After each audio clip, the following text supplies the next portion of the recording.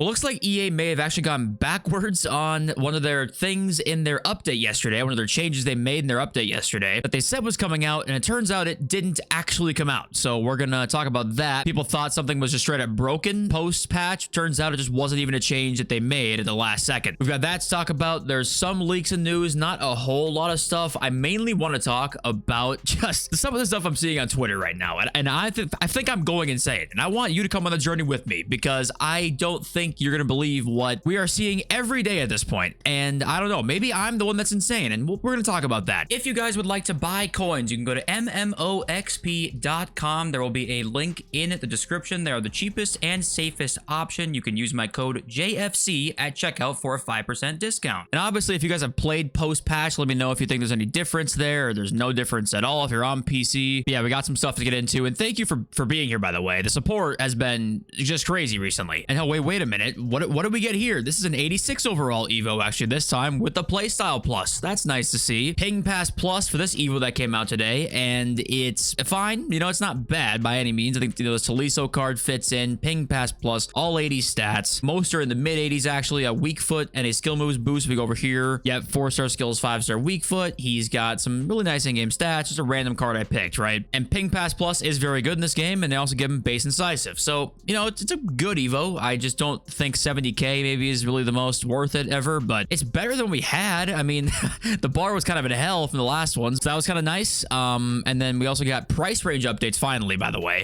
They updated like 1,000 price ranges last night. So now, okay, didn't they say that they fixed some sort of like cropping glitch in this patch notes? And I guess it wasn't this one. They fixed some price ranges, and I can now sell my Dybala. You might check your transfer list and see a card that you haven't been able to sell. You can now sell maybe. 99% of the cards that were at minimum are now fine, so you can go list them up and go buy them or sell them or whatever. But yeah, also with the market, it's kind of going down a little bit actually, which I didn't too much expect, and we'll talk about why I think it's happening on some cards here in just a little bit. But okay, on to the title of this video, and that is that, well, we know EA tried to patch over the top through balls in the last update according to their patch notes, which is right here, right? Reduced accuracy of first time lofted through passes. So everyone was like, all right, glad to see those are finally gone. And then turns out, well, not so much. Here's this huge gorilla clip where he just does it perfectly immediately first game post patch, right? No long ball plus, obviously, and he just is through on goal and chips the keeper. Everyone's like, okay, well, what was the actual change there? Clearly there was not much. And SAF Cal said the same thing, where first time through balls have not been nerfed. Second time they tried, didn't do anything. However, there was this reply down here: the nerf isn't live for them. Think they took them out of the patch notes. SAF Cal says no, they're still in there. They're still in there right now, actually, as you just saw from me showing you, right? But I'm talking about the in-game pop-up message with the patch notes. Apparently it got taken out. And then down here again, he says probably just realized the patch didn't do anything and thought, fuck it, take it out the notes, try again next patch. That might have been what they thought. Now,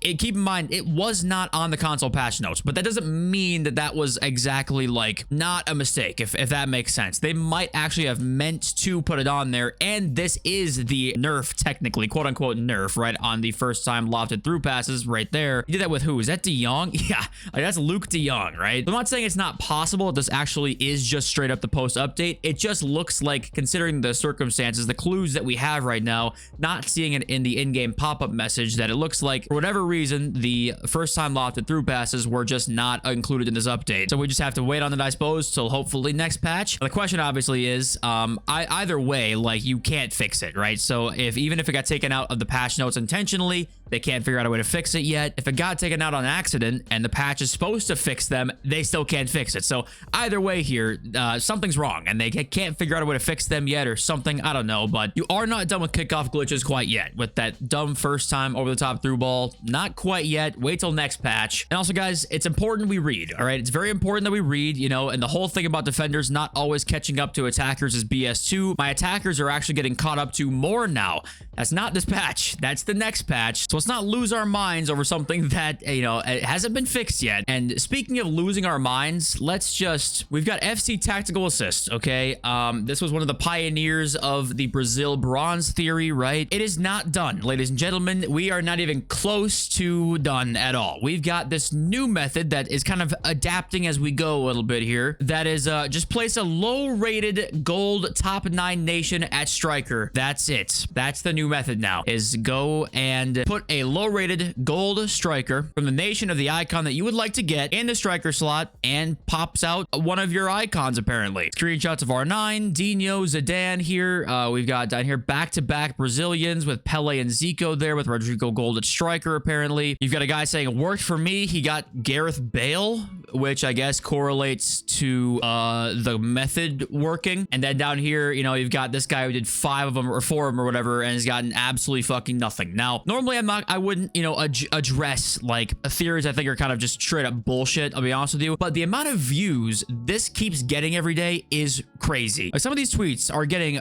500,000 views and hella interactions every single day. So word is spreading about this method of getting good icon pulls. And also, FC Tactical Assist tweeted about this today. So this was actually tweeted like a week and a half ago. So let's just read through this. Why people won't believe obvious facts solving a computer algorithm. They only believe it if 1, their own ego isn't in the way, 2, happens 110% of the time without fail, or 3, a dev wrote a memo on the subject. Also says, you know, every algorithm has holes. Tip, buying your active manager's nation has helped. I mean, I think that this, to me, I mean, I don't even think this is nefarious per se, because at this point he's not even telling you to buy cards. He's just telling you to go put a low-rated top 9 striker nation in your team, and then apparently that gives you more luck, right? I don't even think this is nefarious. To me, I just think this is flat out ridiculous.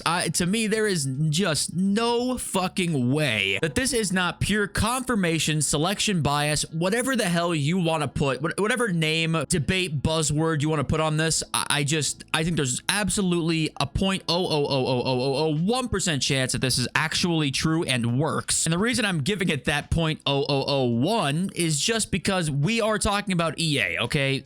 Like, there could be some weird shit with the code. I'm well open to this idea that there's some weird shit with the code going on, because of course there's just going to be, but I just don't think that you logging out of Ultimate Team, putting a manager in with the same nation, a low-rated gold striker in a top 9 nation helps you get fucking Wales Gareth Bale. I'm sorry. I can't buy this one. I think that there's so many more pertinent conspiracy theories to follow here, with like more years of study, more things to grasp onto, rather than like, oh, it seems like you might get better pack luck here. I don't know. I just feel like I'm going insane seeing these just super like viral tweets. 1.6 mil views on this one. Super interaction tweets that people are falling for. Like, don't go and spend 150k on an icon pack because you think your odds are increased. Now you open it and get Frank Rijkaard. Like, just be aware, guys. Don't believe everything you read. I know it's hard to believe that, but just don't believe everything you see. And if I'm wrong about that, guys, if I'm wrong, I will. I'm getting the R9 haircut. If I am wrong about this method and then it comes to fruition, if more people test it and it's actually true, I'm getting the R9 cut the next day. I'll tell my barber that I'm stomping in there and you are giving me the R9 cut if half of that is true, okay? That's how confident I am. But, okay, on to our, like, few leaks and news. Basically, we know Mo Salah, 1 player of the month. Apparently, that's the leak we've got right now. The date he's supposed to drop is tomorrow on the 10th, which is the Friday, same day as maybe Numero Fut Team 2. God help us if that's the case, but I think that's going to be the case at this point. So that should come out probably before content on Friday. Today's Serie A nominees. And yesterday was Bundesliga nominees. So who were they? Well, we've got 6 Germans, actually. We've got Kimmich, Musiala, Weiser, Wirtz, Voltemad, and Nebel. And goals and assist tracker here shows us that the favorite is probably Florian Wirtz. 3 goals, 3 assists. They went 3-0 in the month. Mitch Weiser also was 3-0 with a goal and assist as a right back potential, you know, there. But purely goals and assist wise, it looks like Florian Wirtz is maybe the favorite to win it this month, which means it could be half decent. I wish we'd see better player of the month cards at this point, and that kind of relates to what I want to talk about next a little bit, which is just changing up some of the stuff that we usually see, right? And just look at this team of the week that came out today. You've got no playstyle plus and no role plus plus, despite being the second highest rated team of the week card in January. He has 3 playstyles, no role plus plus on anything. They give him an 88 rated card and decide, yeah, a playstyle plus would just be too good. Like, I don't know how we continue like this. I just don't get it. Wouldn't making team of the week better just be better for them in terms of profits as well, considering you've got people wanting to actually open packs for Wednesdays once in a while. You know, Wednesdays in FIFA 18 and 19 even. I think it was LeBron 19 when it kind of stopped, but they used to be big deals. Like, we'd see cards in the power curve be very good, and it's like, hey, a new promo kind of comes out every Wednesday almost, and it relates to real life performance. Like, it's just such an opportunity missed for me that people don't care about Team of the Week just simply because you're being lazy with it. It just feels lazy. Yes, they've given a couple more cards like featured Team of the Week's playstyle pluses, like that one card that came out today. Anthony Gordon, right? Pretty obvious player. I should not know his name, but Anthony Gordon got Rapid Plus today, right? So they give it to some cards, but apparently just giving it to one or two, like, that's where they draw the line. Like, no, we can't go more than that. I just don't get this. Player of the Month cards, like that one, that Liga F Player of the Month card, just being absolute ass cheeks, hairy balls. Like, why? I mean, there's like no good reason for it other than drip feeding content. That's like the only reason that you would ever release things like this, is because you're intentionally releasing content to artificially delay the release of better stuff, right? That's kind of the whole goal. Maybe you could argue that you need that to a certain extent, but I just do not understand how an 88 rated Gyökeres, who's been just obviously incredible the last 2 seasons, especially this season, of course, this is like the upgrade you give him in January. It's just not good enough. It's just simple as that. No one on earth thinks this is good enough. I don't know. It's kind of my Team of the Week rant. I love Team of the Week when they can make it like good. I like when, like, that Cunha card. I loved that Cunha card. He's got 2 informs now. So giving cards good informs also means that you get hyped for a second inform. It's like, ooh, he gets a second one now. This Cunha is going to be even better than the last one. You get hyped for informs. Now you get like some sort of 82 inform as your first one. You need like 4 for it to be like, okay, maybe it's kind of usable. And even then, by that point, when you're at a 4th inform, it's May. Like, it's over. Just let it go, bro. It's over. Like, I mean, there's just no good way, I think, that they've done this over the last few years. It's better, still shite, is kind of my point. And guys, FUTGG had an article that kind of showed who will probably make Women's Team of the Year. They talked about, you know, Hansen, 21 goals, 19 assists, right? They kind of had a prediction for the Women's Team of the Year here. It looks mostly similar to last year, but like Trinity Rodman's a good candidate this year. Salma's a good candidate this year. They have Lauren James as the 12th woman there. It could look something like this, so I just wanted to give you a little peek as to what it could possibly look like. Okay, the market. It's actually, you know, some cards are dropping right now, and I think the reason for this is, well, first of all, Rolfo is one of the cards I was talking about. She's 347 right now. She was like 375 or 384 just talking earlier this morning before content time. I think one of the reasons they're dropping right now, the cards that are dropping, is, for one, we talked about this yesterday, I think, or 2 days ago, where it's like gameplay demand just isn't there right now at the moment. And also, people are waiting for this new patch to kind of buy a lot of cards. I think people are waiting for the pace patch to take over, waiting to see what this finesse shot nerf will look like before buying a bunch of cards. Count that into like Team of the Year soon. You might as well just sell now and wait until the new patch and wait until the Team of the Year crash is happening and then buy then. So you kind of have less of a gameplay demand this weekend even. You have more of an incentive to just wait. So that's kind of what I think we're seeing right now. I still think we're going to see it probably slightly go up as we get closer to the weekend. But yeah, I think this weekend's probably when I would want to sell. Like I said that this week it probably rises up a bit. But once we get to that point, I think like that Sunday is when it's like, okay, at that point it's probably over. Sell-off's going to start. So this could have just sparked a little bit early. This whole, you know, double patch notes thing that we got kind of could have just sparked that early.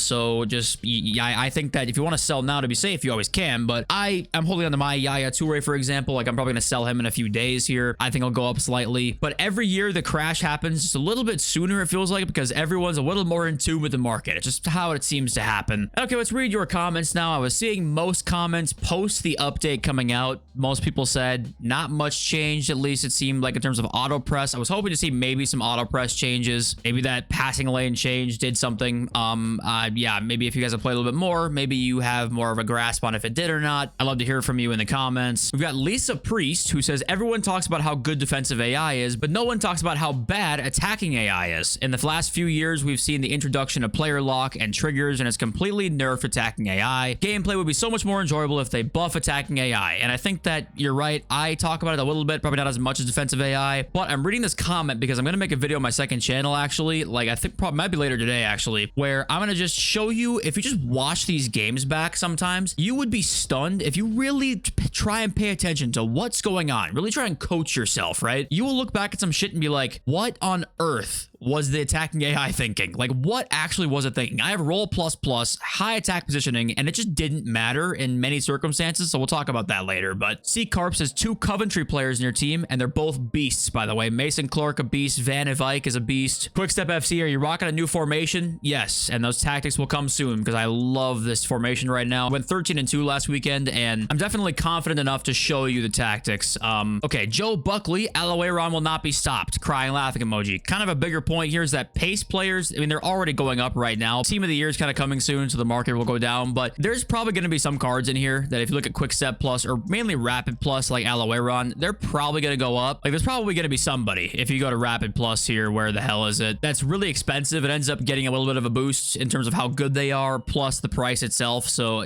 there's probably some investment to be made in here somewhere, but the mitigating circumstances are so, like, unpredictable with Team of the Year coming and all this stuff, and you don't even know when the patch is dropping, that it's hard to say, yeah, go buy them, because you're probably not going to be able to. But yeah, I'm assuming we're going to see cards go up in price, so if you want to make some investments based on that you think there's going to be something, I'm probably not able to tell you which. And Nemesis is, I just want to know what took them so long to address those issues. We moaned about them pretty much since launch. Now they come up with this to get the players back for Team of the Year, I don't care anymore. I won't come back to the shameless game. And this is one of those things where I think that, I'm not saying this is what happened here at all. I think that what it seems like from the outside looking in, my theory behind why it could have happened this way, is that egos come into play a little bit. I think that just, it's a little bit natural for that to happen. Like, I have a vision for the game. I think that we can make it work how our vision was. Let's keep trying it and not be reactionary about it. But come 3 months in, players stop playing, and then you don't have a choice but to make the changes. And then it takes a month from that point to actually make the changes when you decide that we should make the changes, because you got the patch, kind of that time period of like actually fixing it, which could take probably a few weeks is my guess, or a month even. So it's not maybe ego, it might be like a cynical way of saying it, but it's more so like they believe in what their mindset and goals were for the game, and they don't want to be reactionary about that too quickly, which makes sense in like a vacuum. But I mean, my grandma could have told you this game sucked when she was playtesting it. Like, I mean, to be honest with you, anybody could have done that. So obviously strange, but my guess would be like they don't want to be reactionary about changes, which is not a bad thing in itself. I just think that, remember who we're talking about here, some of the gameplay dev statements we've seen,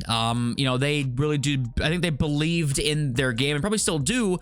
They just think, I think they now realize that they have to compromise somewhat on what we want, so it just took them a while to get there. But of course that could be full of shit. I mean, I have no idea, I'm just speculating here. Okay, I think that is all I gotta say, and thank you all for being here. I appreciate you all so much. I love you all so much.